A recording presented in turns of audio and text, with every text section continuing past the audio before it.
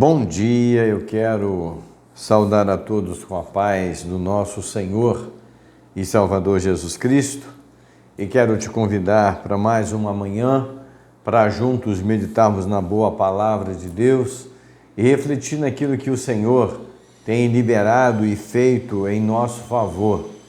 Por isso, eu quero te convidar para que você abra a Epístola aos Hebreus, capítulo 7, no versículo de número 26 até o 28, para você refletir e pensar comigo naquilo que o Senhor Deus, Ele planejou e Ele prometeu para cada um de nós. Uma esperança viva, uma esperança imaculada, uma esperança que nós podemos inteiramente confiar e ter a certeza de que irá se cumprir em nossas vidas a cada manhã. Meu querido, minha querida, abra a Bíblia, não deixe de abrir ou acessá-la conforme você a tenha em mãos, pois ela é a palavra de Deus para nós, ela é Deus falando aos nossos corações. Ao meditar na palavra de Deus nesta manhã, eu fiquei muito emocionado ao perceber o quanto Deus nos ama e se importa conosco, a ponto de se fazer carne, se fazer homem e vir para esse mundo tão cruel em que nós vivemos, para entregar a sua própria vida em resgate da nossa vida. Para isso eu quero te chamar, quero te convidar a abrir a Epístola aos Hebreus, capítulo 7, versículo 26 ao 28, que nos fala o seguinte: é de um sumo sacerdote como ele que necessitamos, pois é santo, irrepreensível, sem nenhuma mancha de pecado, separado dos pecadores e colocado no lugar de mais alta honra nos céus. Ele não precisa oferecer sacrifício diariamente, ao contrário dos outros sumos sacerdotes, que os oferecia primeiro por seus próprios pecados e depois pelos pecados do povo. Ele, porém, o fez de uma vez por toda, quando ofereceu a si mesmo como sacrifício. A lei nomeava sacerdotes limitados pela fraqueza humana, mas depois da lei, Deus nomeou com juramento o seu Filho, que se tornou sumo sacerdote perfeito para sempre.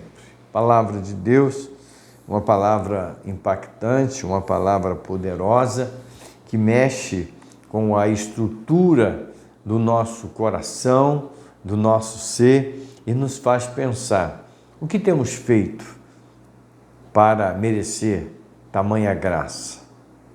Vamos orar?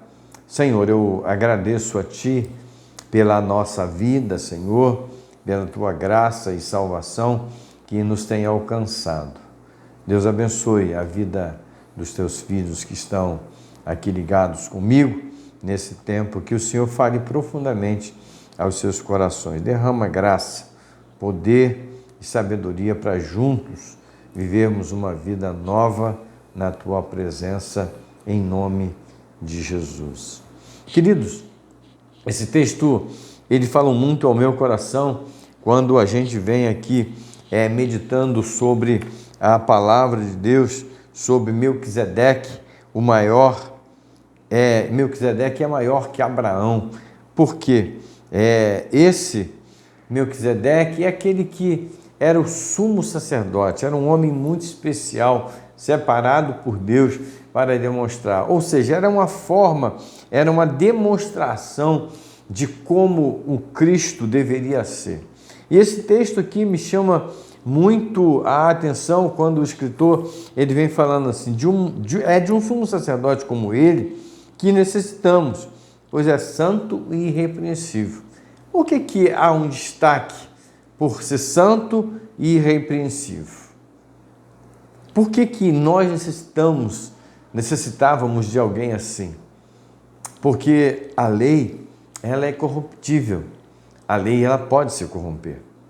Mas Jesus Cristo, ele jamais se corromperia. Pois a gente percebe que, com o passar do tempo, havia no Antigo Testamento um ritual, de oferecer um cordeiro sem mancha, sem mácula, sem defeito, separado para a remissão, para sacrifício, para a expiação dos pecados. E com o passar do tempo isso foi se tornando banal, foi se tornando comum, a ponto de um dia Jesus entrar no templo e derrubar a banca dos cambistas, porque ali já havia aquele kit de remissão dos pecados, onde as pessoas já compravam os seus cordeiros, suas pombinhas, para oferecer como sacrifício por expiação pelos seus pecados. Mas não é disso que a Bíblia nos está ensinando.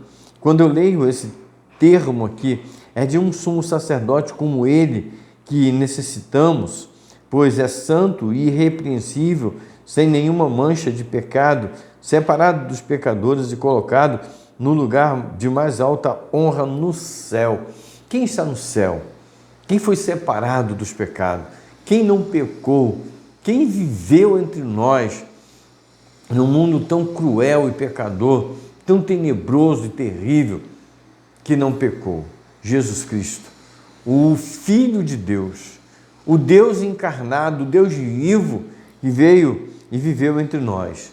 E quando o escritor ele fala que esse sumo sacerdote que nós necessitamos, ele é irrepreensível, no versículo 27 ele fala assim: ele não precisa oferecer sacrifício diariamente. Antigamente, os sacerdotes precisavam oferecer sacrifício pelos seus próprios pecados, porque eram pecadores, eram homens naturais, homens comuns. Mas Jesus não era homem, ele nasceu de uma forma miraculosa, de uma virgem, não experimentou o pecado, viveu entre nós, sofreu o que nós sofremos, mas não pecou em tempo algum. E eu acho interessante quando ele fala aqui que não precisava oferecer sacrifício, ao contrário dos outros sumos sacerdotes, que oferecia primeiro por seus próprios pecados, depois pelos pecados do povo. Ele, porém, fez de uma vez por todas quando ofereceu a si mesmo como sacrifício vivo. Ele se ofereceu por nós, ele viveu entre nós, ele entregou a sua vida por você e por mim. Ele veio aqui, não participou das mazelas desse mundo, do pecado desse mundo, mas ele se entregou, ele foi suficiente para suprir toda a necessidade da lei. Por quê? Porque, como eu falei no início, a lei, ela pode se corromper. A lei, o ser humano corrompe a lei, burla a lei, mas, como diz a palavra assim, a lei nomeava sacerdotes limitados pela fraqueza humana. Coisa interessante, quando Deus, ele nomeia Jesus, ele nomeia porque sabe que ele é ilimitado, irrepreensível, ele não é humano, ele é o próprio Deus, e por isso ele não se tornou corrompível, não se corrompeu com nada que a lei pudesse lhe oferecer, mas ele permaneceu vivo, santo e irrepreensível para a glória do nome do Senhor. Por isso, quando ele fala assim, a lei nomeava sacerdotes limitados pela fraqueza humana, mas depois da lei, Deus nomeou com juramento o seu Filho, que se tornou sumo sacerdote perfeito para sempre. Não há chance, não há nenhuma possibilidade de corrupção em Cristo Jesus, pois ele é santo, ele é irrepreensível, ele é imaculado, Ele é o Deus, Senhor e Salvador de nossas vidas. Que Deus abençoe a sua vida e que você possa desfrutar dessa reflexão. Se você gostou dela, deixe o seu joinha. E se você ainda não está inscrito nesse canal, se inscreva e ative o sininho das notificações para que você possa receber as nossas meditações assim que forem postadas. Vamos orar mais uma vez. Pai querido, eu quero te agradecer por esse tempo, quero pedir que em nome de Jesus o Senhor abençoe cada casa, cada lar representado, cada ouvinte conectado para a glória do teu nome, em nome de Jesus. Um grande abraço e fiquem todos na paz.